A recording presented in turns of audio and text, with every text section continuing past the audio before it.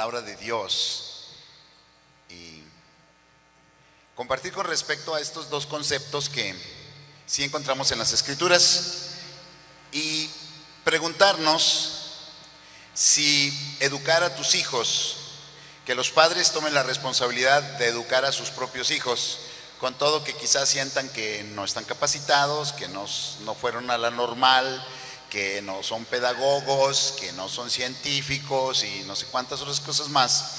Si de veras esto es un llamado o se trata de un mandamiento. Y saben, a veces yo me tardo un poquito en entender las cosas, y cuando veía esta pregunta, ¿es llamado o mandato? Pues batallé un poquito para entender, bueno, realmente de qué están hablando con esta pregunta. Entiendo, educar a los hijos, bueno, pues decimos, todos los padres educamos a nuestros hijos, pero eso de tomar la total responsabilidad de su educación, ¿será llamado o mandato? Y entonces vamos a la palabra de Dios y decimos, a ver, ¿dónde dice Dios? Hemos trabajado mucho entre jóvenes y una de las preguntas que escuchamos de muchos jóvenes en muchos de los conflictos que ellos luego tienen es, ¿pero dónde dice la Biblia? ¿Dónde dice la Biblia de las redes sociales? ¿Dónde dice la Biblia del noviazgo? ¿Dónde dice la Biblia? Y luego pensamos, bueno, pues agárrate una concordancia bíblica y vamos a buscar homeschooling en la Biblia. Esa es una cosa, eso no viene en la Biblia. Entonces decimos, bueno, siquiera la palabra escuela en la Biblia. La palabra escuela en la Biblia viene una sola vez en toda la Biblia, en Hechos, ahí en el relato de Pablo en Tesalónica, cuando se fue a discutir la realidad de que Jesús de Nazaret era el Mesías en la escuela de un hombre que había instituido ahí una escuela en ese lugar. No nos dice nada de la escuela, solamente se menciona la escuela. Ahora, debemos entender una cosa. En realidad, todos somos educadores en casa. Todos. Nosotros como padres criamos a nuestros hijos o los malcriamos, pero nosotros los hemos educado. Quizá mal, quizá bien, quizá más o menos, pero todos hemos educado a nuestros hijos. Algunos han mal educado a sus hijos precisamente porque los han ignorado. Vivimos en una generación en donde la mayor parte de las personas no se cuestionan siquiera sobre la educación de sus hijos. Es decir, cuando el niño o la niña cumplen 5 o 6 años, sin ni siquiera pestañear, dicen, oye, hay que inscribirlo en la escuela. Y nunca te has preguntado, ¿por qué lo vas a inscribir en la escuela? Bueno, pues es que es obligatorio. Así me hicieron mis padres a mí, así hace toda mi familia, así hacen todos los vecinos, así hacen todos. Entonces, pero nunca te has preguntado si esa es una buena decisión. La mayor parte de los padres de familia ni siquiera le dan un segundo para considerar, ¿será esta la mejor manera de educar a nuestros hijos? Y como decíamos ayer, ni siquiera conocen el currículum de lo que les van a enseñar a sus hijos en las escuelas. Muchos de los padres no les interesa la educación de sus hijos. Y yo no estoy diciendo que sea el caso de ustedes que me escuchan, pero es la realidad de nuestra sociedad. Los padres se sienten aliviados cuando finalmente pueden llevar a sus niños, a sus niñas a una escuela en donde los tengan ahí por varias horas en lugar de que estén en la casa. ¿Qué les van a enseñar? ¿Qué van a aprender? No les interesa. ¿Y saben por qué? Porque en muchos de los casos lo que realmente no les interesa es sus propios hijos. No quieren tenerlos cerca. ¿Cuántos de ustedes han escuchado cuando están por ahí los adultos platicando y de repente dicen, oye, Pues mi esposa otra vez está embarazada. A nosotros, mi esposa y a mí nos pasó muchas veces, ¿verdad? Y nos decían, oye, pero si ya tienes 5 y ya está embarazada otra vez, sí. Y nos preguntaban, ¿fue planeado o fue accidente?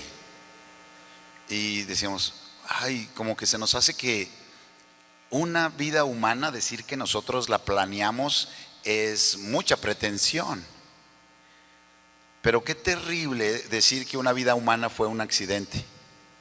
Saben que vivimos en una generación donde muchos hombres y mujeres que dirigen empresas, que dirigen el gobierno, que están en diferentes posiciones, crecieron con el concepto de que no fueron deseados del diseño de Dios, del matrimonio y de la familia.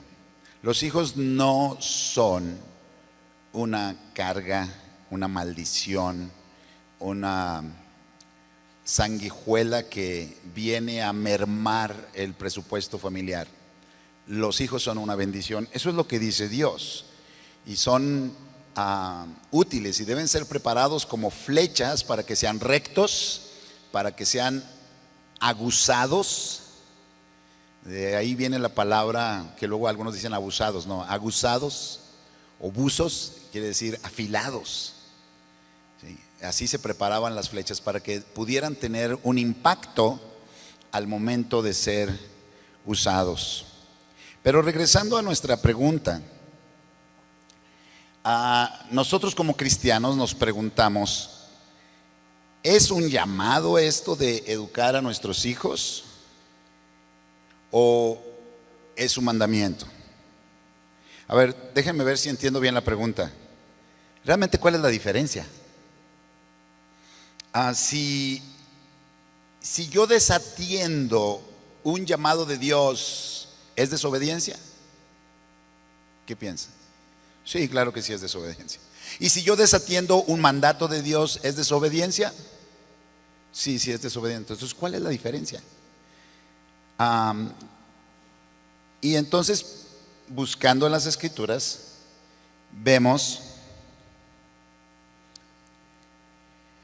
este pasaje que encontramos en 1 Corintios 12, que algunos conocen. Además se asemeja al grupo de discípulos del Señor Jesús, al grupo de creyentes con un cuerpo.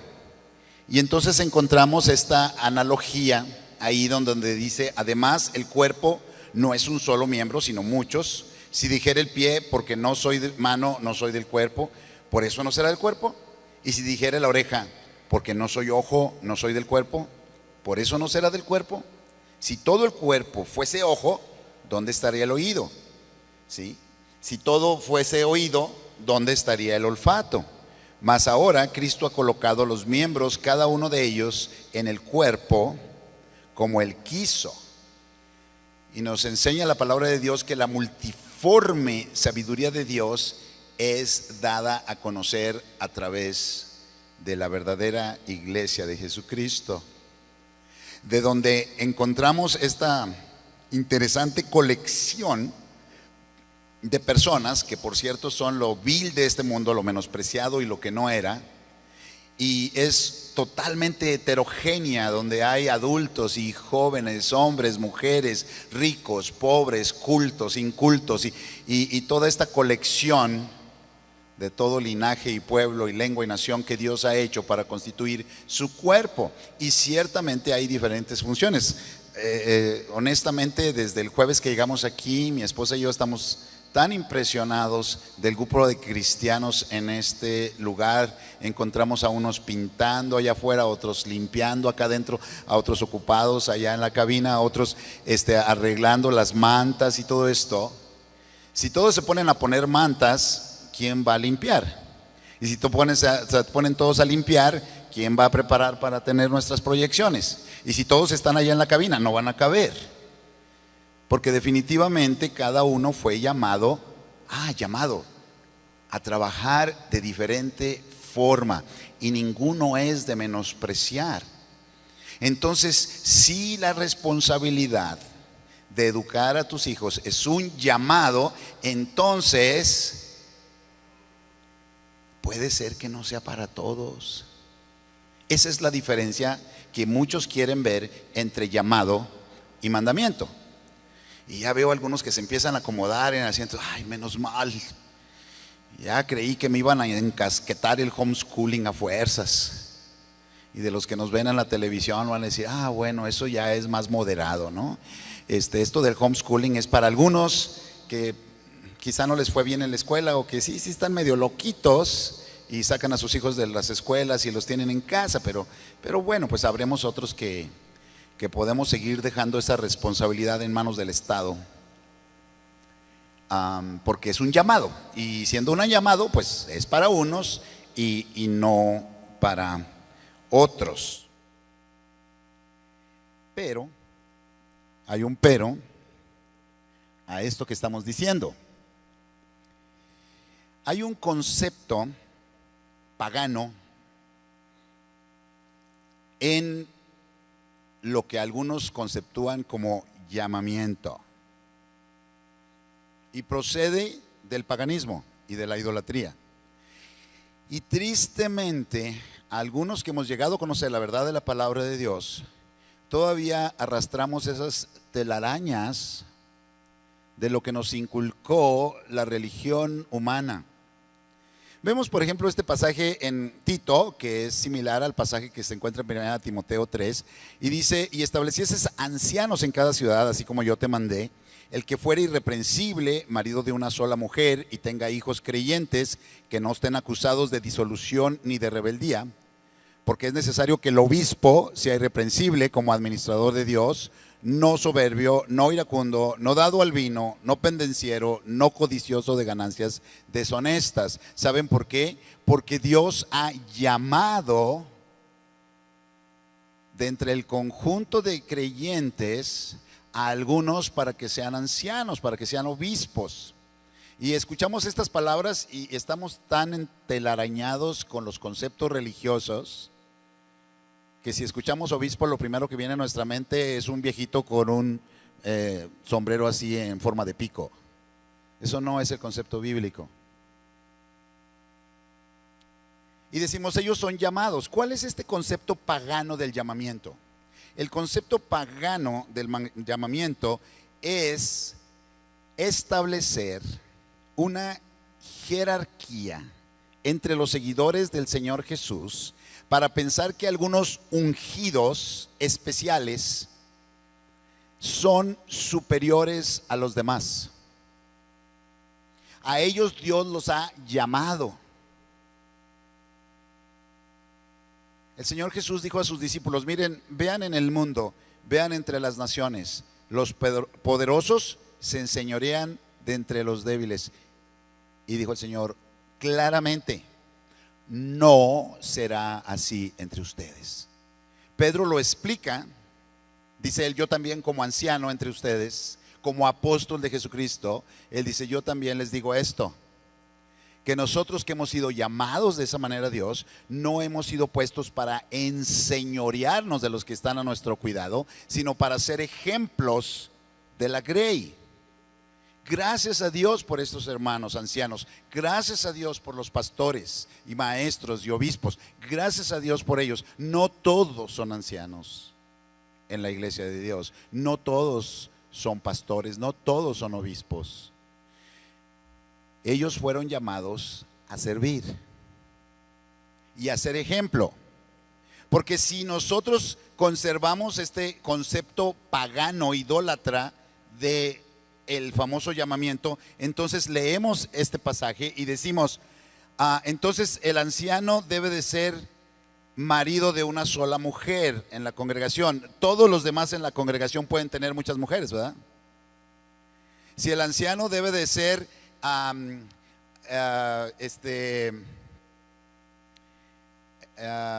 que no debe de ser iracundo, entonces todos los demás en la iglesia sí podemos ser iracundos, porque ese es el llamado para el pastor. El pastor no puede ser dado al vino, pero todos los demás nos echamos nuestras cervezas. ¿Es eso lo que está enseñando este pasaje? Por supuesto que no.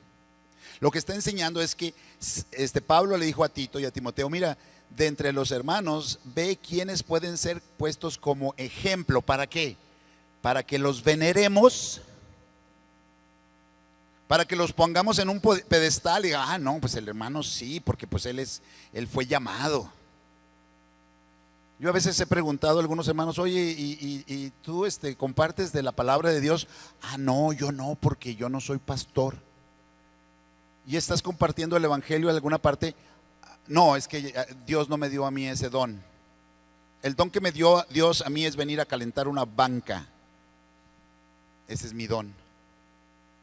Y adoptamos este concepto pagano del llamamiento, en donde creemos que hay cristianos de dos clases, los de arriba y los de abajo, los ungidos y la raza. Eso no está en la Biblia. Y el mismo pasaje que leíamos hace rato en 1 Corintios dice eso. ¿Qué prefieres?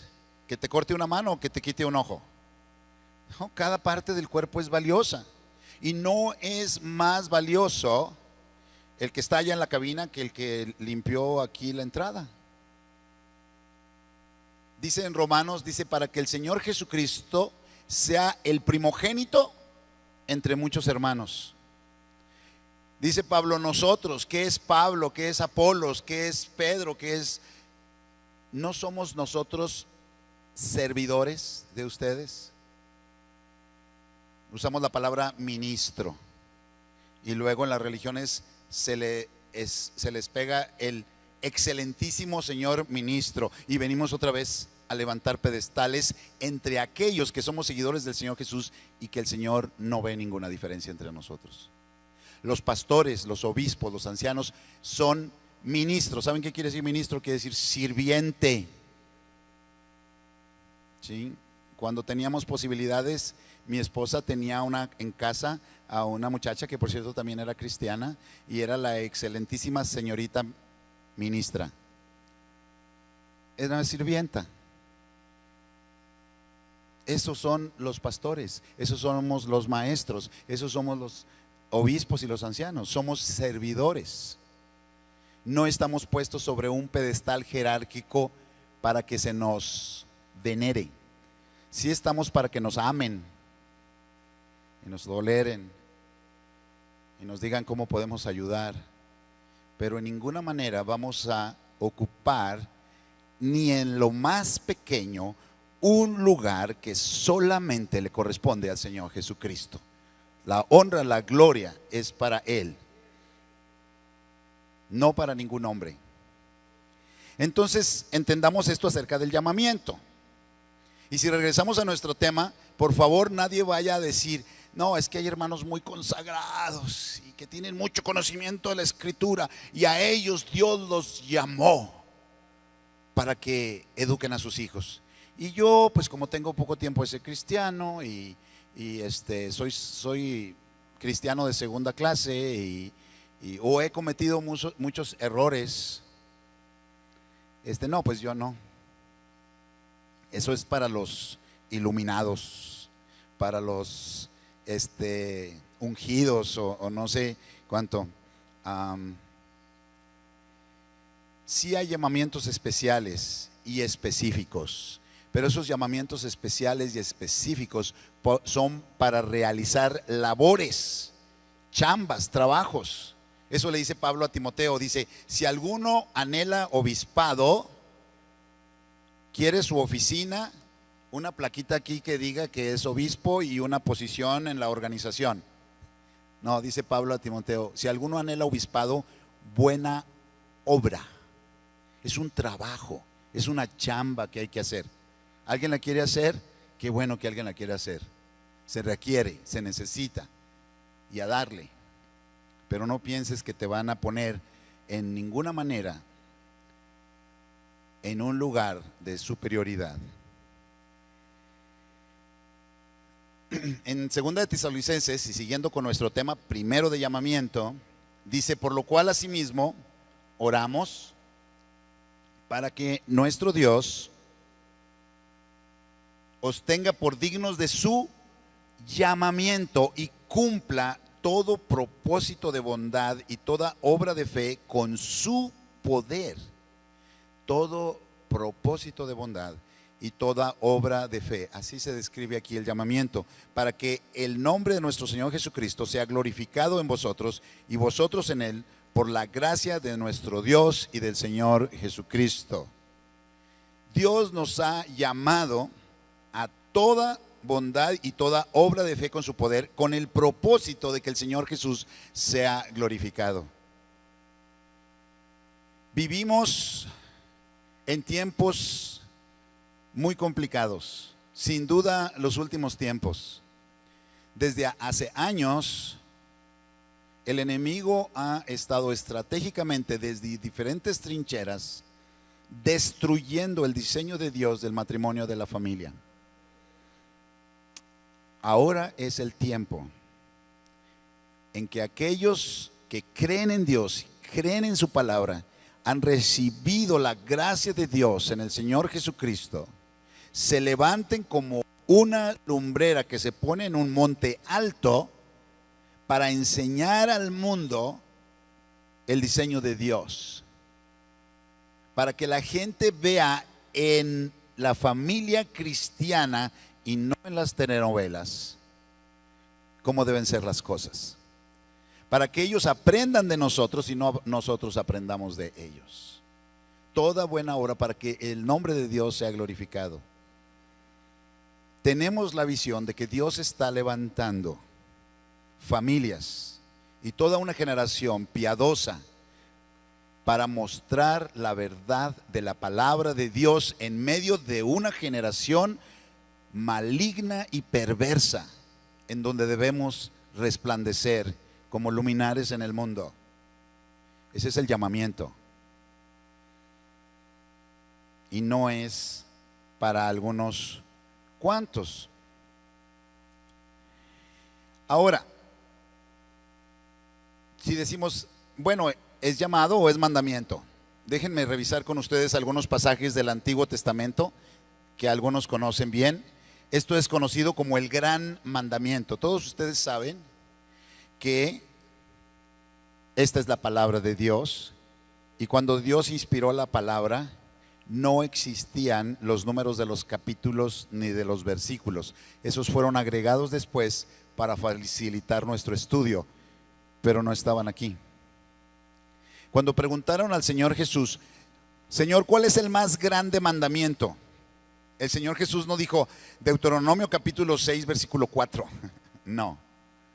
Él refirió al pasaje, y en la mente del pueblo judío ese era todo un pasaje, es todo el gran mandamiento. Amarás al Señor tu Dios con todo tu corazón, con toda tu alma, con toda tu mente.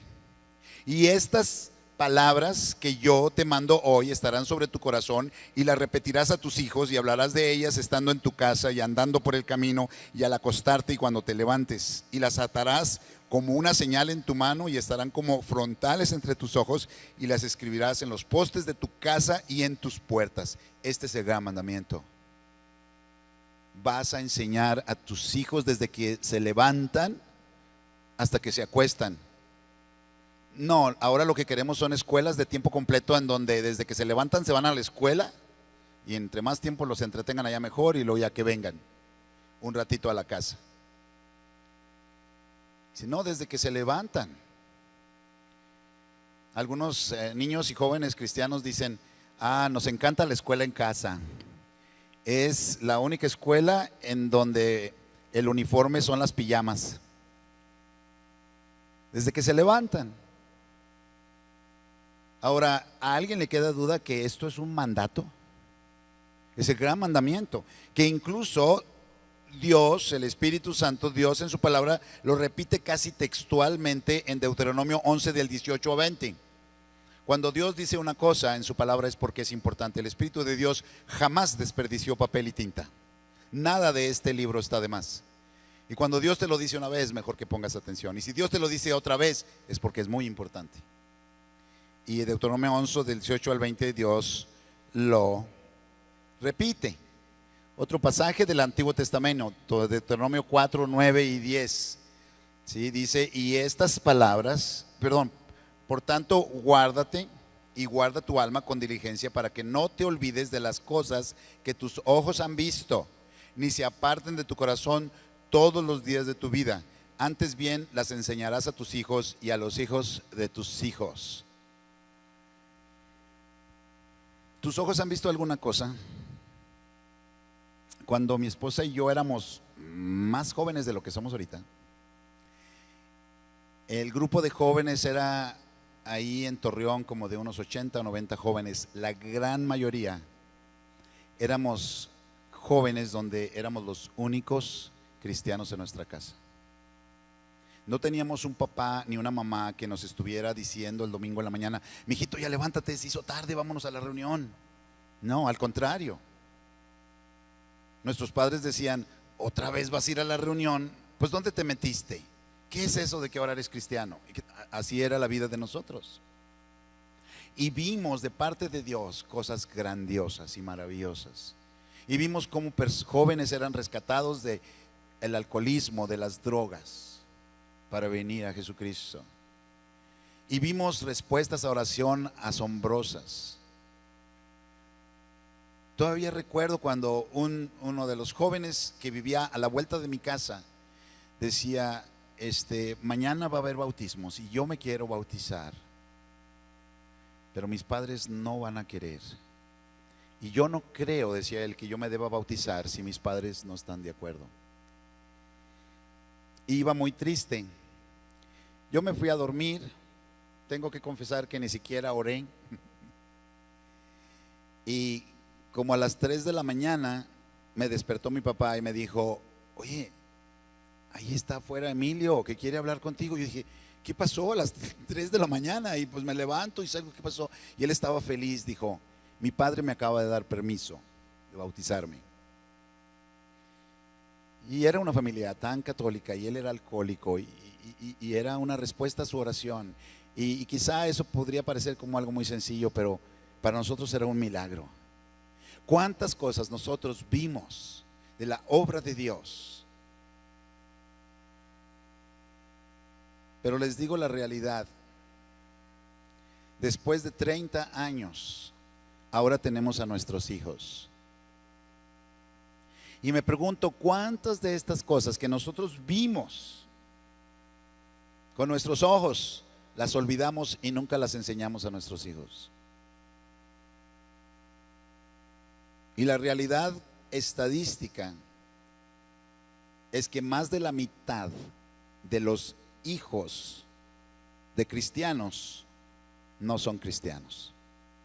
Creen que son cristianos algunos, pero no son cristianos. Dios no tiene nietos, nomás hijos. ¿Y por qué pasa esto? En la segunda generación de cristianos, más de la mitad de los hijos no son cristianos. Y en la tercera generación hay que mandarles misioneros para que les prediquen el evangelio, porque ni siquiera lo conocen. ¿Por qué? Porque desobedecimos el mandato que dijo Dios: esto lo enseñarás a tus hijos y a los hijos de tus hijos.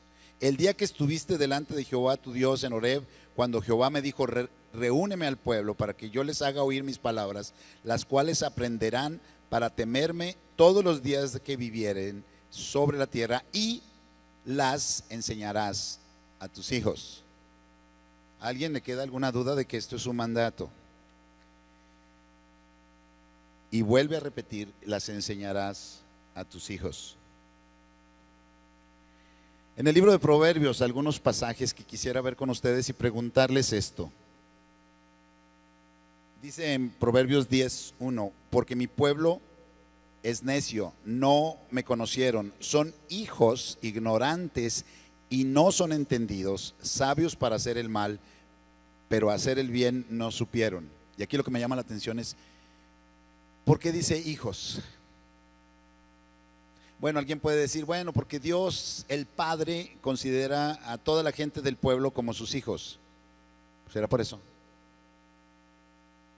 ¿Por qué dice los hijos son ignorantes? Quizá los padres no lo son, pero los hijos son ignorantes. 15:20: el hijo sabio alegra al padre, mas el hombre necio menosprecia a su madre. 17:25: el hijo necio es pesadumbre de su padre y amargura a la que lo dio a luz. 19:13: dolor es para su padre el hijo necio, y gotera continua las contiendas de la mujer. Sí, la responsabilidad de educar a los hijos no es de papá y mamá, ¿por qué esta insistencia en que la vergüenza de un hijo malcriado y necio va contra los papás? Yo me iría contra el Estado.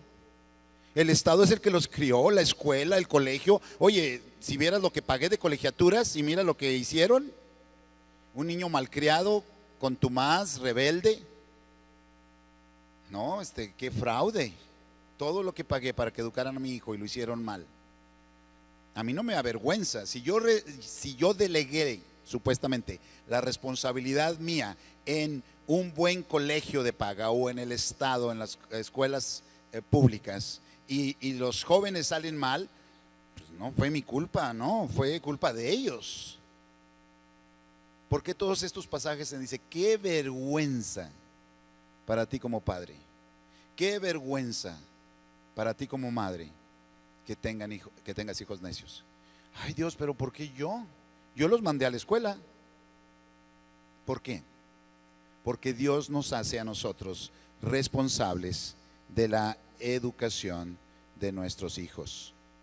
Ahora, si vamos al Nuevo Testamento, para encontrar no sugerencias, sino mandatos de parte de Dios, en Efesios 6:4 dice: y vosotros, padres, no provoquéis a ira a vuestros hijos, sino criadlos en disciplina y amonestación del Señor.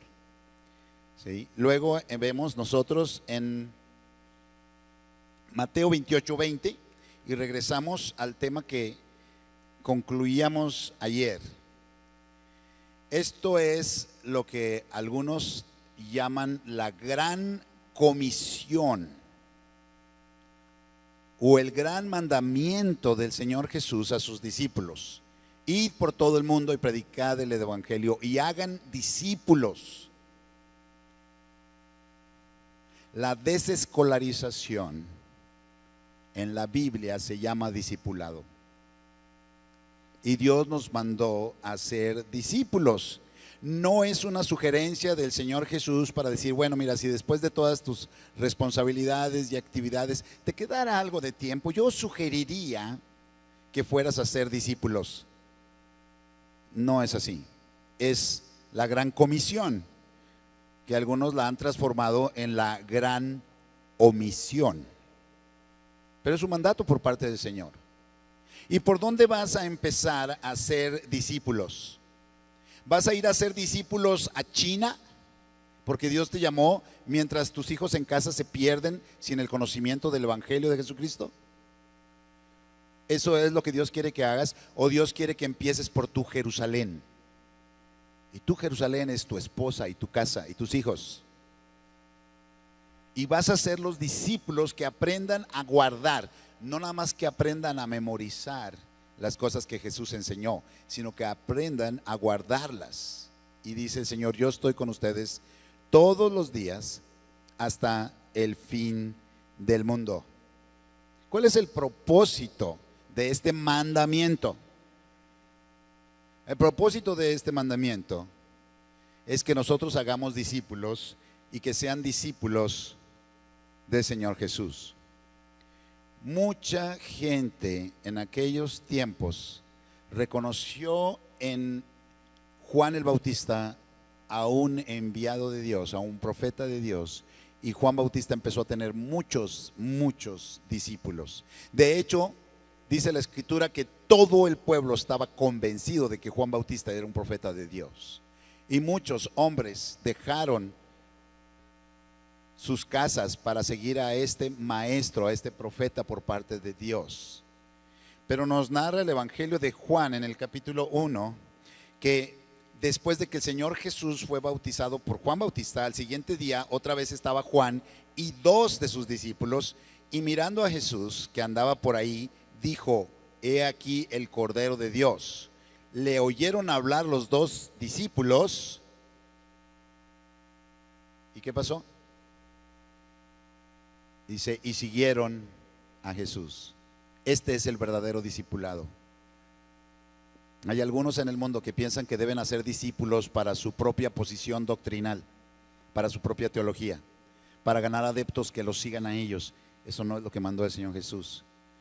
Cuando dijo hagan discípulos era para que hicieran discípulos de Jesucristo. Y Juan Bautista cumplió con esto, hasta el punto en que la misma sociedad judía decía: Jesús hace y bautiza más discípulos que Juan. Y Juan decía: no, ¿cómo que me están robando la matrícula? No, Juan decía: es que así debe de ser, es necesario que él crezca y que yo mengüe. Y que todos los que fueron discípulos míos, si he hecho yo un buen trabajo, es que sigan a Jesús.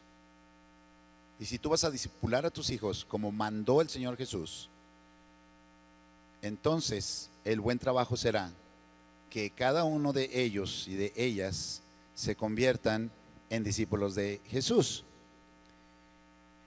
Y entonces podríamos volver a preguntarnos: ¿educar a tus hijos es llamado o mandamiento? La respuesta correcta a esa pregunta es la siguiente: sí. ¿Sí? ¿Quieres saber si es llamado? Sí es llamado. ¿Quieres saber si es mandamiento? Sí es mandamiento. Si desatiendes un llamado, ¿es desobediencia? Sí es desobediencia. Y si desatiendes un mandamiento, ¿es desobediencia? Sí es desobediencia. Ahora quiero mostrarles un pasaje en el contexto del discipulado, pero antes vamos a una pequeña clase de etimología española. ¿Alguien sabe qué quiere decir huir? Escaparse, correr, salir, huir. Y si eso quiere decir huir, ¿ustedes saben qué quiere decir rehuir? Pues es huir con más ganas, es huir 2 veces, es estar convencidos de que de aquí tengo que salir corriendo. Vean lo que el apóstol Pablo nos deja de ejemplo en el discipulado cuando él vivió entre las iglesias de Asia. Y dice allí en Hechos 20, 27 y 31: y como nada que fuese útil he rehuido de anunciaros y enseñaros públicamente y por las casas, porque no he rehuido anunciaros todo el consejo de Dios. ¿Tus hijos han escuchado de ti todo el consejo de Dios? ¿O le has rehuido? Ahí vamos a tener devocional en la mañana, en el desayuno, pero se hizo tarde, pues bueno, allá en la noche. No, pero en la noche ya estamos todos muy cansados y bueno, quizá mañana, o si no, los llevo el domingo a la escuela dominical, ahí van a escuchar la palabra de Dios. ¿Cuántos padres y madres rehuyen su responsabilidad, su llamamiento y desobedecen el mandamiento de enseñar a sus hijos? Y rehuyen, y dice Pablo: ¿saben qué? Yo no le saqué todos los días. Nunca consideré que había algo suficientemente importante y suficientemente útil como para decir: no voy a compartir con ustedes el consejo de Dios. Tengo que hacer tiendas, decía Pablo. Bueno, ya día malo echarlo fuera, mejor hasta mañana. Dice Pablo: jamás consideré que tenía yo ninguna actividad más importante, ninguna situación que me permitiera rehuir el anunciar todo el consejo de Dios. Eso es hacer discípulos. Algunos piensan que evangelizar o hacer discípulos es decirle las 4 leyes espirituales, que la gente levante la mano y haga una oración y decimos: ya terminamos. Eso no, eso es apenas empezar. Eso es apenas empezar. Todavía hay que discipularlos y enseñarles todo el consejo de Dios. Dice: por tanto, velad, acordándoos que por 3 años de noche y de día no he cesado de amonestar con lágrimas a cada uno. Este es el discipulado. Dice Pablo: a cada uno de ustedes. Y a veces hasta medianoche, en la madrugada, tenía que ir con ustedes y decir: hermano, es que no es así, mira, es por este lado. Hasta que llegó el momento aquí en Hechos 20 donde dice Pablo: ahora sí ya me voy, ya terminé. Ya ninguno de ustedes me puede acusar: oye Pablo, pero nos faltó el curso 4, sección 2 de la palabra de Dios. No, dijo, todo lo que yo sabía, todo el consejo de Dios se los he dado a ustedes, de día y de noche, por las casas, en las plazas, 3 años estuve con ustedes haciendo esto. Soy libre de la sangre de ustedes. Eso es el discipulado. ¿Por qué como padres rehuimos el llamamiento y rehuimos el mandamiento? Dios nos está llamando. Vivimos en un tiempo en donde es necesario levantar en alto el diseño de Dios. Es responsabilidad de los padres educar a sus hijos. Es un llamado, y es un llamado precioso. No es para unos cuantos ungidos especiales. Es para cada familia que reconoce el diseño de Dios y de la familia. Y quisiera hablar a los papás, y con mucho reconocimiento para las que no tienen a su lado un varón que pueda tomar las riendas de su casa, porque así las hay también. Pero a ustedes, hermanas, que están en esa situación, les recuerdo que Dios es el Padre de los desamparados y marido de las que no tienen marido. Pero dirigiéndome a los varones, yo les digo, este es tu llamado. Si tú quieres, haz ya en el pasado y quizá quieras continuar delegando ciertas actividades de educación, pero delante de Dios jamás vas a poder delegar la responsabilidad que Dios te ha dado. No vas a poder hacerlo. Dios te entregó tesoros en tus manos, que son tus hijos y tus hijas, y Dios te hace a ti responsable por ellos. En los años formativos te los dejó a ti para que tú los criaras y los instruyeras en el camino del Señor. Ellos tomarán algún día su decisión, pero esa responsabilidad es tuya y darás cuenta por ella. Si desatiendes un llamado, es desobediencia. Si desatiendes un mandamiento, es desobediencia. Que atiendas la responsabilidad, y quiero decirte, el gozo, la bendición, que digas: Dios es veraz, nuestros hijos no son una carga, son una bendición. Y tomes el lugar que Dios te dio como papá y como mamá.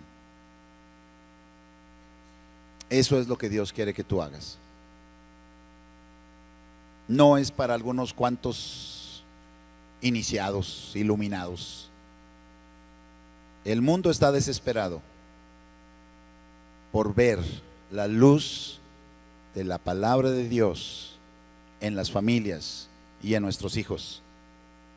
Ahora, solo quiero terminar diciéndote eso.